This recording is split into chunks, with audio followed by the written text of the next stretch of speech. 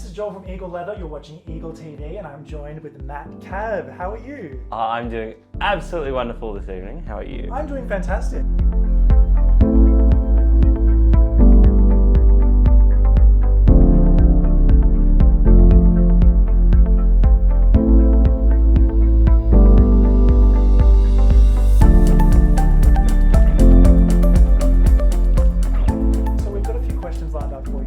Excited to ask. So, who is Latex Armageddon? Who are they? Who is you? What is this mystery? Well, Latex Armageddon is, wow. But it kind of came out because of the fact that I couldn't really pick a name for myself, because everyone would always have the really cliche kink names, and I was like, well, what's something that I can kind of do? And I've always thought of myself as a little bit of a world changer. Absolutely. And a little bit of a force to be reckoned with. So I kind of set it on Latex Armageddon. Doesn't really make sense to other people, but it makes sense to me, and that's all that really matters. Oh, I love that. As the current title holder of Melbourne Rubber 2021, could you tell us a bit about what it is and what it means to you? So the Melbourne Rubberman title is is kind of a competition that was done a few years ago. I think I'm the fifth Melbourne Rubberman.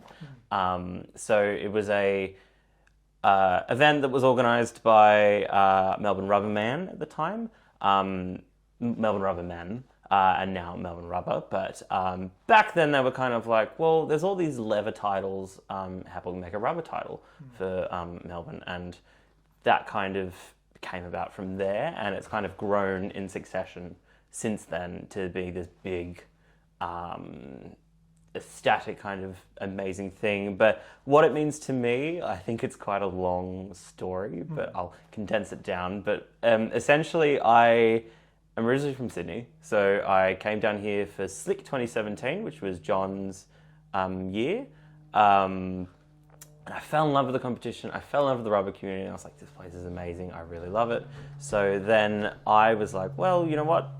One day I want to do this. Like, one day I want to be here, and like one day I want to be on that stage and revel in that light. But unfortunately, by the time I got here, Miss Rona kind of sashayed on stage, which was a little annoying. Very annoying. Yes. So the good thing was, though, that my competition was done online. I think one of the first of its kind in the world. Yeah. It was done to the highest level. It was really well put together. I really enjoyed it, and I think it was a new dimension for me, because I'm so used to being on stage or like being in front of people and kind of doing my thing, but to kind of be restricted to online was quite difficult. So, but I put my all into it. I was like, I want to do this. I want to be Melbourne Rubberman, and I've put all this energy into it, and I did it. I won that. So I guess being Melbourne Rubberman, the best part about it is, it's kind of liberating in a way, because people kind of put you on a pedestal and like, look up to you, and then it's on you to be like, well, what can I do to be like this thing? Well, particularly asking that, what do you think you're going to do during your year to kind of like separate you from the previous years? Well, I guess one of the hardest things for me this year is now that, and kind of Jay, the previous Melbourne Rubberman, had to deal with this a little bit, but not to the extent in person that I am so far. So since Melbourne Rubber became an inclusive group, there's been a lot more social events and a lot more kind of occasions and dance events and parties that have been inclusive and gender diverse, and it's kind of like on me to go, well, being a gay man first, I put, what I believe first, but also at the same time, it's kind of like I have to balance and make sure that everybody in the world of rubber is included in this. So I think that's a big kind of obstacle I have to tackle, and make sure that, we're being this diverse group that we are. I also think a big thing for me this year is I've always been of the intention of being like, well, what can Melbourne Rubber do now? And what can I do now to kind of go beyond Melbourne? Like, be like, we have the group we have the members, we have the establishment now, but it's like, where can we go next?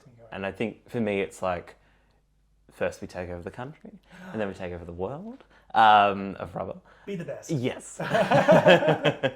Awesome. No, that's amazing. And so, like, when did you first realize that you were like kinky and queer? When did that sort of first come about? Well, R.I.P. Tumblr. Because that was my gateway to the world of fetish. It was so good, wasn't it? It was amazing. I remember like scrolling through like pages and pages to the point where the web browser would crash and then I had to start again. I did the same thing. Yeah.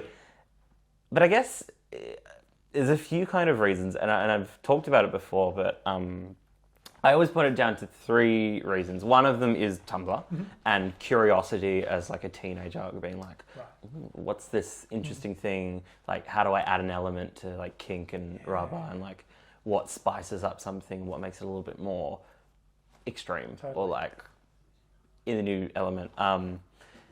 Second one is that I'm not afraid to say this, but my family, particularly my mother, owned a burlesque pole studio growing up. What? In Sydney. It was a really successful one. Amazing. And I remember, because I was still quite young, and it was like, well, I can't really hang around the students or the teachers, so I'll like sit in the staff room. And because I'd be in there for hours doing my own thing, I'd be like, well, I'm just going to go through all the costumes, and I'd find a lot of rubber outfits that the teachers would wear. And then I found out at a later date that they were in the burlesque scene, and they were in the sex work industry, and they were kinksters themselves, which kind of really opened that up to me and kind of got my first experience of like touching rubber and like kind of looking at it and kind of feeling it and drooling over it a little bit. And the third reason, I guess, is my personal favorite, is I am a big fan of Michelle Pfeiffer. And I think a lot of rubberists can agree with this, is that Catwoman in Batman Returns, as the rubber kind of full bodysuit Catwoman, was something I kind of really clicked with as a child. Totally. Because I was just like fascinated with on multiple levels. Oh, like, it really is like a new dimension for queerness and for kink for me. I was just like, I want to be that, and I want to be this. And like, I don't have a rubber version of that catsuit yet.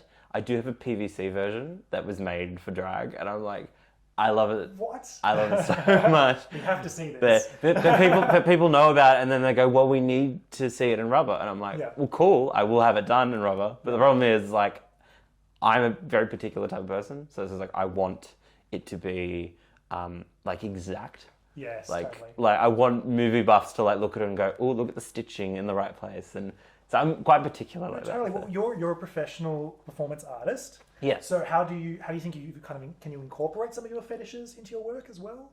I think I already have so far, especially in the uptick of my performance career so far. I remember before I moved down to Melbourne from Sydney, I was hired to do a few kind of queer dance nightclub events, and I did it as my drag persona, Diana Ditch.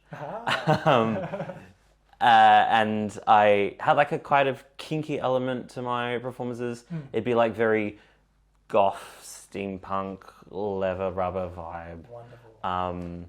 Which I didn't get a lot of photographic evidence for, sadly, because I am forgetful like that.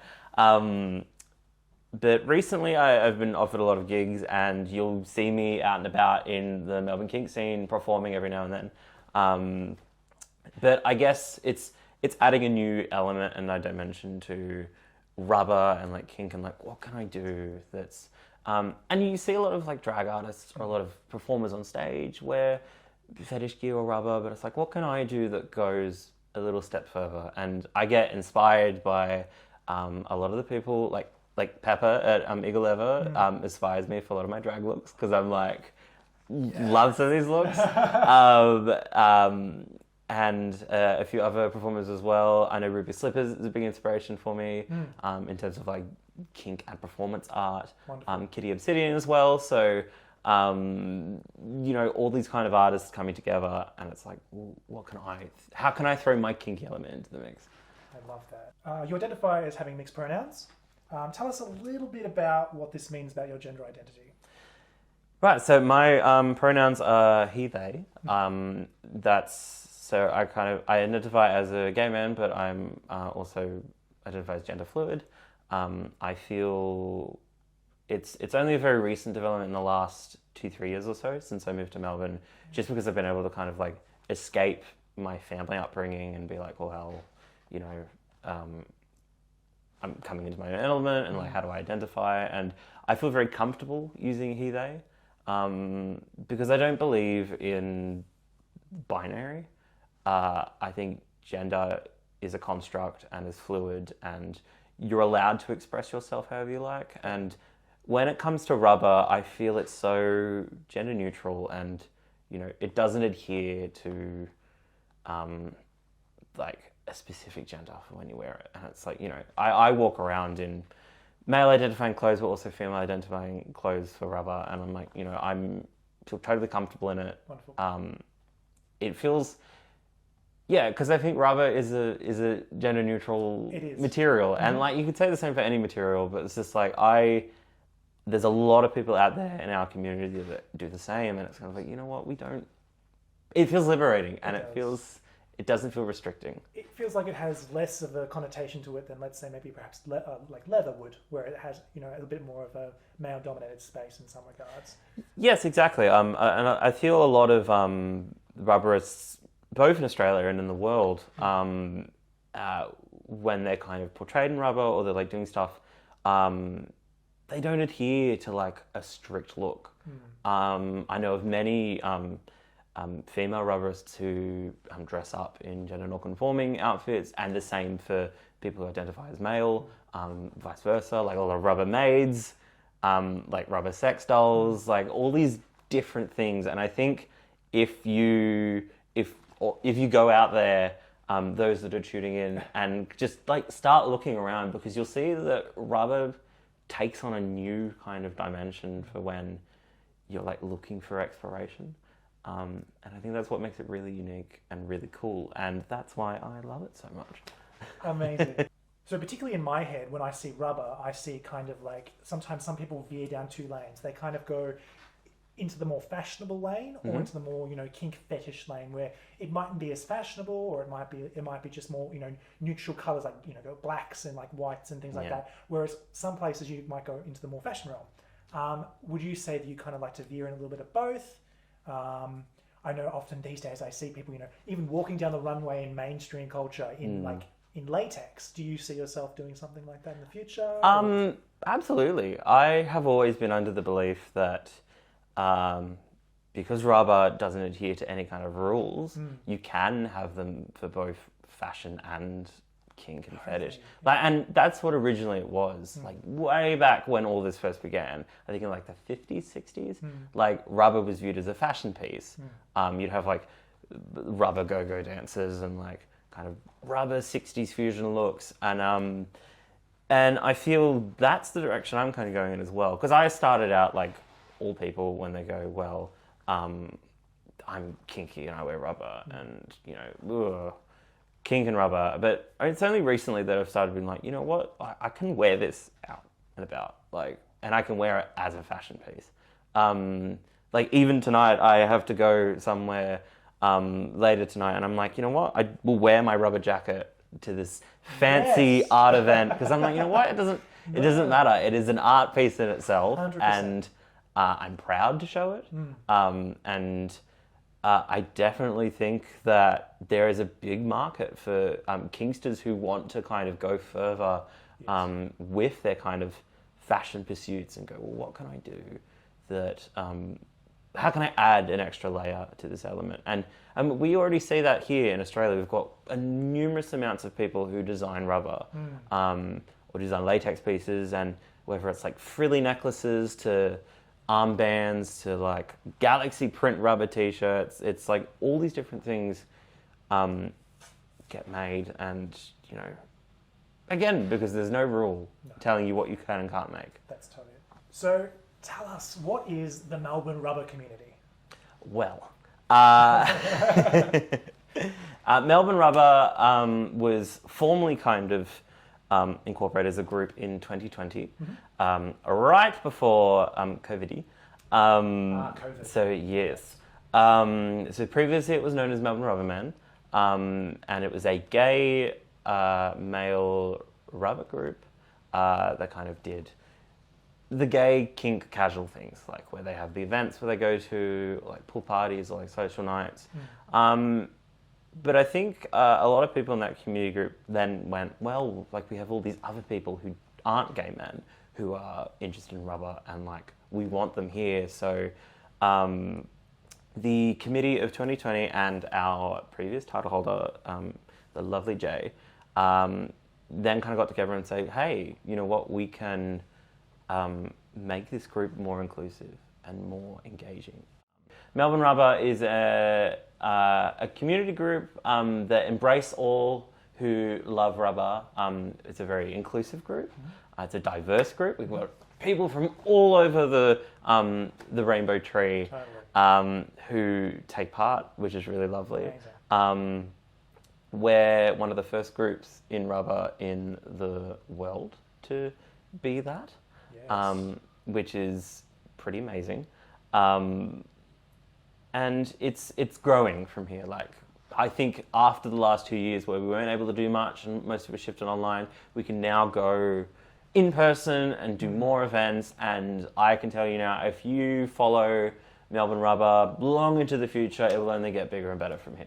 That's it. And I think, like, particularly when you're saying like about the Melbourne Kink scene and Melbourne Rubber, like you're saying that particularly this inclusiveness, this sort of like new sort of idea that we have, that we're trying to incorporate everyone in, would you say that that can't be found anywhere else in the world? So it can be found indeed. Like, so credit given where credit's due. San Francisco Bay Area Rubber were pretty much the first rubber group to incorporate and become an inclusive group. Led by the wonderful Alan and all the rubberists in San Francisco, who I would love to meet sometime. I've never been to the US, so I don't know, but I will probably. Hopefully this year. Yes. Hopefully this year. So they first started there, and then peeps here in Melbourne were like, we can do that too. So Melbourne Rubberman became Melbourne Rubber, and I think us in turn have begun to inspire different groups around the world, most notably Chicago, which were Chicago Rubbermen, and now they're Chicago Rubber Club, which is amazing. Awesome. Considering that they do have a big rubber presence there. And it's slowly but surely kind of picking up pace in different areas around the world. Like, I know that when I do the Melbourne Rubber interviews, we do get a lot of traction from people overseas, and then I get a lot of messages saying, hey, Melbourne Rubber is this amazing like group, and you're also welcoming and friendly, and like it's even people who don't identify as gay male, and they're like, how can I really want to take part? Like, it sucks that I don't live in this country, or I don't live in Melbourne or anything like that. It's just like, well, you know, sure, Melbourne Rubber exists in Melbourne, but that doesn't stop you from taking part in any of our events. Like, you're always welcome here, always welcome in Melbourne. Come down for Slick. Come down for Slick, and all the other kink events too.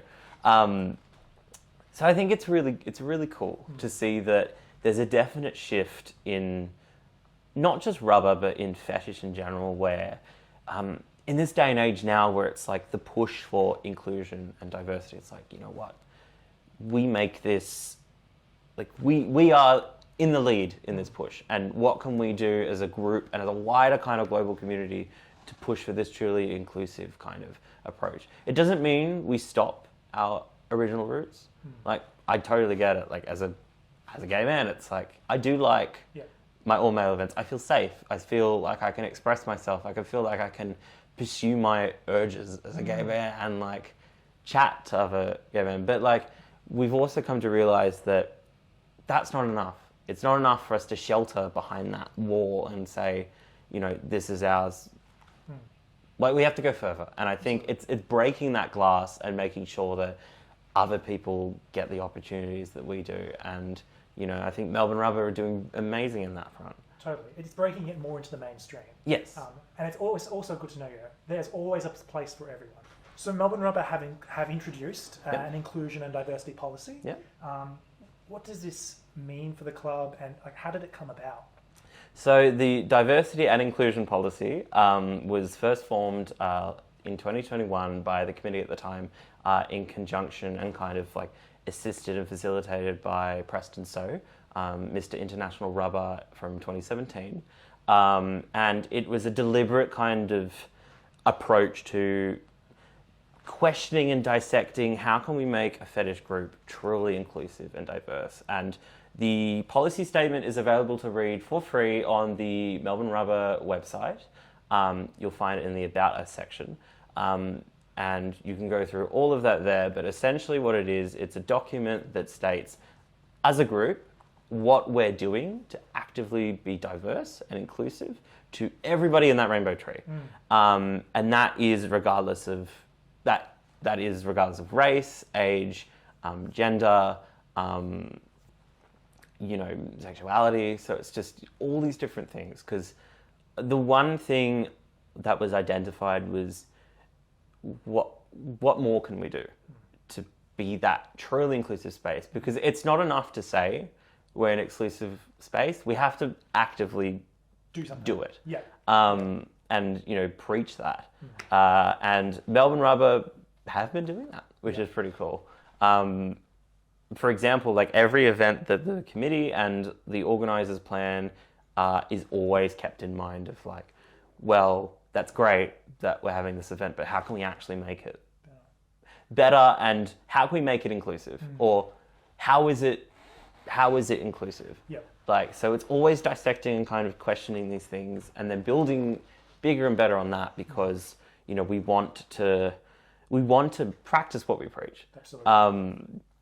And as more communities around the world start doing that, we're kind of in the way of like leading the charge in people coming up and saying, well, I want to borrow that policy statement and like I want to implement it as well. I think recently we had a pup group in Florida take that policy statement, read off it, and go, well, now we're going to do that, and we're going to like lead it. So wonderful. The statement, the policy exists there for people to be inspired by, and for people to kind of start that process of changing and going, well, how can we be from A to B, and how can we do that properly and practice it? We talk a lot about inclusion, and I think during COVID, it's been a really big struggle because, we can write this long document and we can talk about it, but then the problem is, we can't put it into action because of COVID. So it's really exciting to now like be able to see some of these events come to action and like be a part of them. I'm really excited for that. And I'm really looking forward to, allowing everyone to have their space.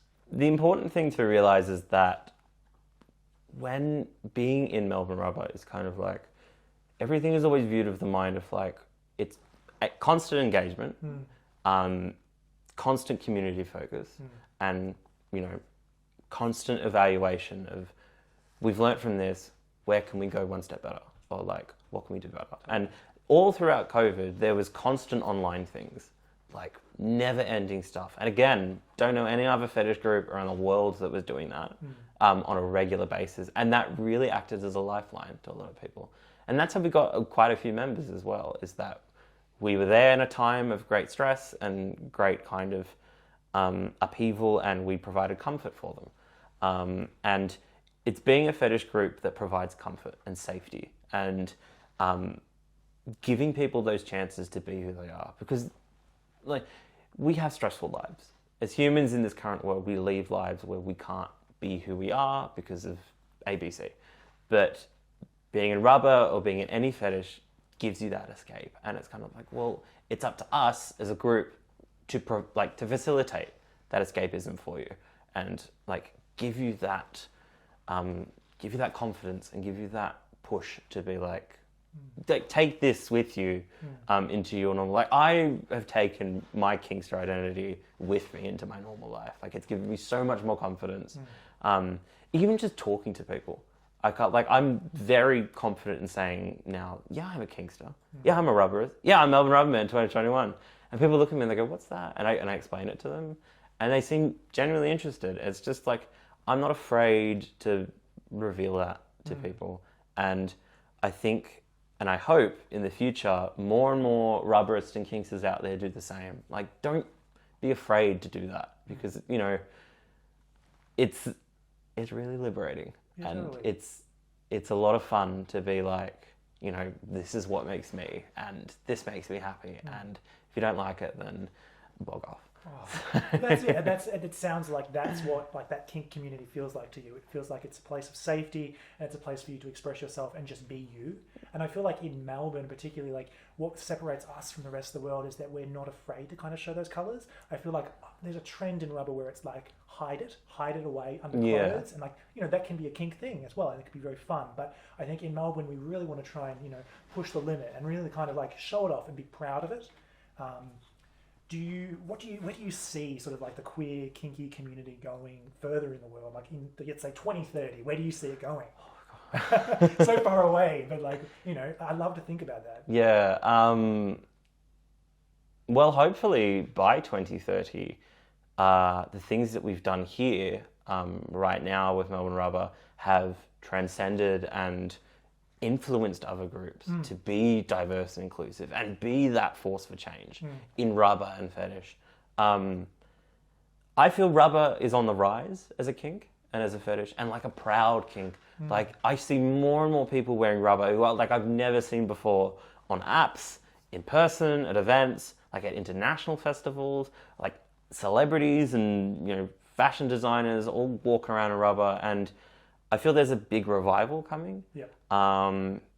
Because people aren't afraid to hide it anymore. As you said, it's like, it's no longer a taboo kept behind underclothes and behind closed doors. It's now like, this is my rubber outfit and fashion piece. Hello, mum and dad, this is me. And, you know, I really hope that, hell, even beyond 2030, when you and I are old and frail and no longer around, that we made that change, and that we can like sit there and go, we did this. All of us here did that. We made that change in rubber, and look at it now. It's its own country. It's its own island. Yes. It's its own global community, and it already is a global community, but like it becomes so much more, and it builds and builds. And I mean, hell, I would love to see, like, rubber is in conjunction with all these other kink groups and all these other fetishes as well, but like, I would love to see, a bit biased here, everyone, but I would love to see rubber be the dominant kink. Yeah. You never know. I can pray. I think it's really exciting, because I'm like, look, you know, some people may say, you know, like, oh, look, taking away some of the privateness of the kink might make it a little bit less, you know, cool. But I think what you really kind of have to understand is that once you allow the mainstream in, it's allowing for more kinks to then kind of come out of the fold. It's kind of allowing, you know, for example, Melbourne Pride that we just had a couple of months ago, like that was an incredible event, and like, but it could be so much bigger. And I think in the future, you know, we keep talking about these kinks, we keep talking about this, you know, latex as a fashion. You know, more people will be proud. They'll start coming out. These events will be bigger. Exactly. Bigger. It's the push for, especially in queerness, it's the push for the inclusion of like rubber and latex in popular culture. Popular culture defines a generation. And we've seen, like with me, with Michelle Pfeiffer as Catwoman, the Gimp in American Horror Story, the Gimp in Pulp Fiction, it's the leather Gimp, but like, don't mind that. Just rubber being included as just a thing in these pop culture things. And that's what inspires people to go, what is that?